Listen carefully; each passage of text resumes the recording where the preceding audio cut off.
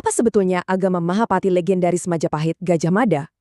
Ada loh hoax yang bilang namanya itu Gajah Ahmada, dan dia seorang Muslim. Tapi klaim itu sama sekali nggak didukung bukti sejarah primer dari zaman Majapahit. Terus gimana cara cari jawaban pastinya? Nah, kita pakai alat andalan sejarawan, kritik sumber. Artinya, kita harus pegang sumber primer yang ditulis di zamannya, bukan cerita-cerita dari masa sesudahnya. Dan sumber primer terpenting kita, tentu saja, Nagara Kertagama yang ditulis tahun 1365. Di dalam kitab itu disebut Gajah Mada dapat lungguh atau tanah anugerah atas jasanya. Nah, lungguh yang dia terima itu namanya Madakari Pura. Yang bikin menarik, Nagara Kertagama ngasih deskripsi khusus soal domain ini. Madakari Pura disebut sebagai Dharma Kasogatan. Artinya, sebuah domain khusus untuk umat Buddha. Logikanya, pejabat Hindu nggak akan diberi tanah khusus Buddha. Inilah poin kuncinya.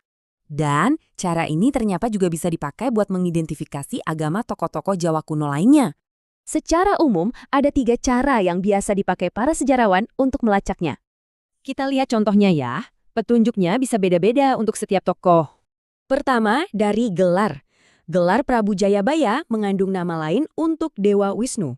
Kedua, dari penyebutan langsung. Ratu Gayatri disebut sebagai perwujudan tokoh penting Buddha. Dan ketiga, dari Candi Pendarmaan. Lihat saja Candi Jawi untuk Prabu Kertanagara. Oke, balik lagi ke Gajah Mada. Kenapa agamanya nggak disebutkan secara gamblang? Kemungkinan besar karena bagi Empu Prapanca, tindakan dan pengabdian Gajah Mada lah yang jauh lebih penting. Dan ini ngasih kita pelajaran penting dari masa lalu. Yang utama itu karyanya, bukan keyakinannya.